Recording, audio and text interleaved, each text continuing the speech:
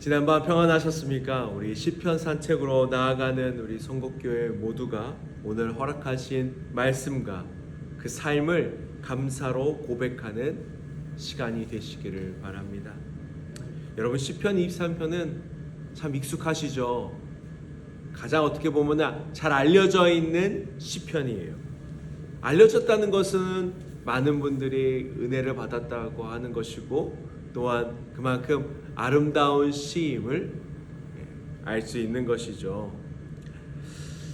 이 시편 23편 안에서 다윗은 하나님께서 나의 삶의 위험에 그 처해 있는 상황 속에서 베푸신 많은 은혜를 기억하고 회상하고, 하나님이 우리가 항상 지금 끊임없이 제가 이야기하고 있는 그 헤세드와 같이 끊임없이 보호해 주시는 그 하나님의 그 섭리가, 우리를 이끄시는 그 방식이 나와 하나님과 나와의 관계를 회복시킬 것이다, 그렇게 결론을 맺고 있습니다. 우리 1절을 다시 한번 읽어볼까요? 여호와는 나의 목자시니 내게 부족함이 없으리로다. 아멘. 읽기만 해도 은혜가 됩니다. 자, 아무것도 할 수 없을 때 이 23편 1절을 우리가 되뇌이면 참 은혜가 됩니다. 여호와는 나의 목자시니 내게 부족함이 없으리로다. 다윗은 자신의 삶 속에서 보호하시고 은혜를 주셨던 하나님을 나의 목자라고 고백하고 있습니다. 여러분, 목자는 그 당시 이스라엘 문화에서 매우 풍부하고 복합적인 여러 가지 의미를 가지고 있었습니다. 목자는 일단 양과 관계를 맺습니다. 양이 아무나 따라가지 않습니다. 양이 눈이 조금 침침하고 안 보이는 애들이지만 주인의 곁을 알고 냄새를 알고 그 음성을 알고 그 발걸음합니다. 그래서 양은 그 관계를 맺은 그 목자의 음성만을 따라가죠. 양은 그래서 목자를 믿고 어디로 인도하는지 잘 보이지 않지만 그 인도하는 곳으로 풀을 뜯으러 갑니다. 안전한 길로 인도하고 목자는 사나움 들짐승으로부터 보호합니다. 그런 것들을 충실하게 행했던 목자였던 다윗에게는 이 목자라는 비유가, 목자라는 게 그만큼 친숙하고 진실한 비유는 없었을 거예요. 여호와는 나의 목자시 내게 부족함이 없으리로다.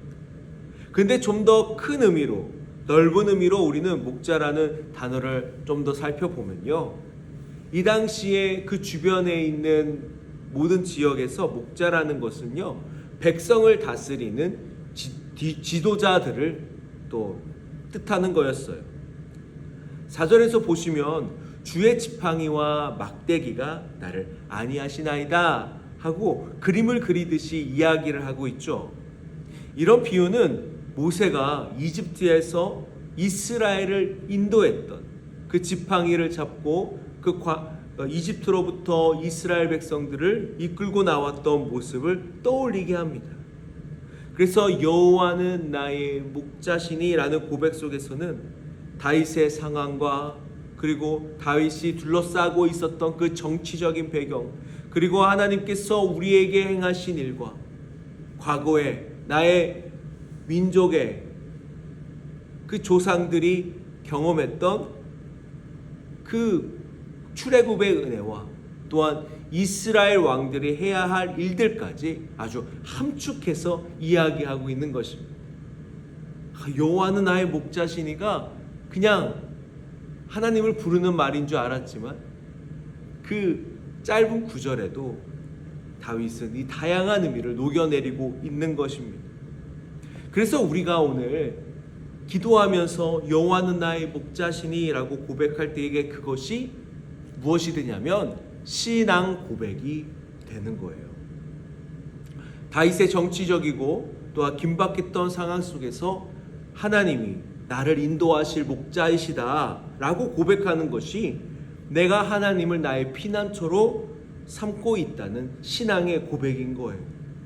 여호와는 나의 목자신이라고 고백했을 때에 하나님께서 나를 도와주실 것이다. 나를 피난처로 이끌어 주실 것이다. 이렇게 우리가 고백을 한다는 것이죠. 여러분, 우리가 시편 20편 7절을 함께 외우고 있잖아요. 근데 이것을 함께 23편 1절 여호와 나의 목자신 내게 부족함이 없으리로다, 이 구절과 함께 외워보세요.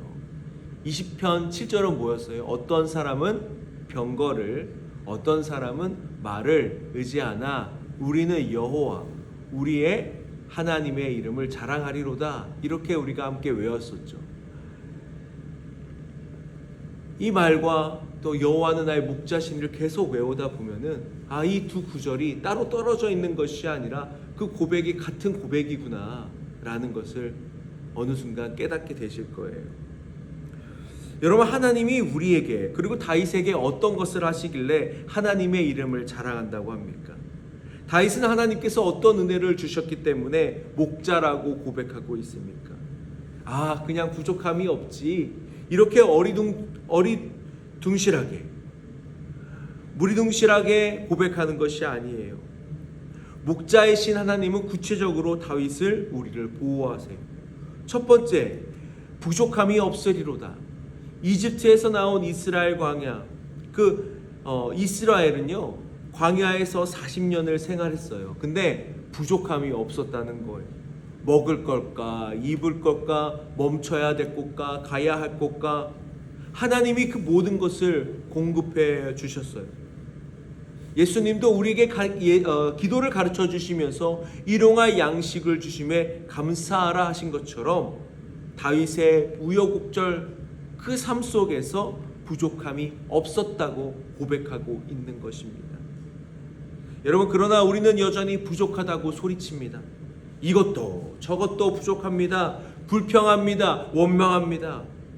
부족하다고 느끼기 때문에 다른 사람의 것을 시기, 질투, 그리고 탐하는 것에까지 나아가고 있죠. 그러나 하나님이 나의 목자이심을 고백하는 자, 어제 22편처럼 고통 속에서 하나님을 찾는 자들에게는 부족한 것이 부족함이 아니라 넉넉함으로 변화가 일어나게 됩니다. 여러분, 두 번째는 내 영혼을 소생시키시고 라고 하고 있죠. 3절에 보시면 내 영혼을 소생시키시고, 하나님은 죽을 수밖에 없는 우리의 인생에 다시 새로운 희망을 주십니다. 하나님께서 풍성하게 주시는 마음은 여러분 소망이 됩니다. 그런 소망으로 우리는 인생이라는 허허벌판에 씨를 뿌립니다. 하나님의 소망은 그 씨 뿌린 자리에 생명이 자라나게 하십니다. 우리의 삶에 열매를 맺게 하십니다. 여러분의 인생이 허허벌판처럼 느껴지십니까? 우리의 영혼에 다시 생기를 불어넣으시는 소망의 하나님을 믿으며 씨를 뿌리는 삶이 되시길 바랍니다. 여러분, 그리고 의의 길로 인도하시는도다 라고 고백하고 있죠. 목자가 양들을 인도하는데 어느 길로 인도하느냐? 바로 의의 길로 인도한다고 말하고 있습니다. 성경에서 말하는 의는요, 세상의 의로움이 아닙니다. 세상의 의로움도 사람들에게 칭찬을 받지만 하나님의 의로움과는 전혀 다릅니다. 하나님의 의로움은 우리를 영원한 생명의 길로 인도하십니다. 십자가 위에서 우리의 죄를 씻어주신 그 하나님의 은혜가 의로움이십니다. 십자가로 그 길로 가는 자들에게 하나님께서 인도하시는 놀라운 인생이 경험하게 되게 되는 것이죠. 그리고 또한 다윗은 고백합니다. 나와 함께 하심이라. 4절에 보시면 내가 사망의 음침한 골짜기로 다닐지라도 해를 두려워하지 않을 것은 주께서 나와 함께 하심이라. 아멘. 위험에 처해서 기도를 드려 응답받는 자들에게 주어지는 구원의 말씀은 어떤 것이냐? 두려워 말라, 내가 너와 함께합니다 라는 의미입니다. 목자라고 고백하는 우리는 두려워 말라, 함께한다는 하나님의 은혜를 기대하게 하는 그 믿음이 있는 것입니다.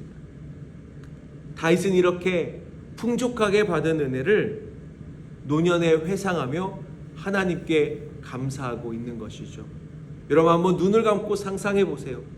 다윗이 마지막 때에 눈을 감으며 하나님께서 나의 인생 가운데에 보호하시고 인도했던 그 순간순간들이 주마등처럼 지나가고 있습니다. 내 목자이신 하나님께서 나를 인도하셨구나. 야, 그때 참 소망이 없는 듯 했는데, 그래서 하나님을 원망하기도 했는데, 하나님은 언제나 그 자리에서 나를 목자와 같이 인도하고 계셨구나. 내 원수들이 나를 찾아 이리저리 헤매고 다녔지만 그런 순간에도 나에게 감사할 수 있는 상황을 주시고 나를 귀하게 여겨 주셨구나. 그래, 진실로 주님의 선하심과 인자하심을 내가 사는 날 동안 따르리라. 이렇게 다윗의 심정으로 한번 이야기해 보았습니다. 여러분, 지금이 그리고 오늘이 힘들더라도, 그 길이 고난의 길이어도 하나님이 여러분의 목자이시기에 의의 길로, 그 십자가의 길로 인도하실 줄 믿습니다. 그 하나님을 우리 성곡교회가 모두 경험하여 간증이 넘쳐나는 귀한 공동체가 되기를 소망합니다. 오늘 하루 하나님이 여러분의 목자가 되신다는 것을 고백하시는 삶이 되시길 바랍니다. 여러분의 삶, 그 평생에 하나님의 선하심과 인자하심이, 그 인자하심을 반드시 따르셔서 하나님께서 주시는 놀라운 삶을 살아내는 성곡교회 모두가 되기를 예수 그리스도의 이름으로 축원드립니다. 아멘.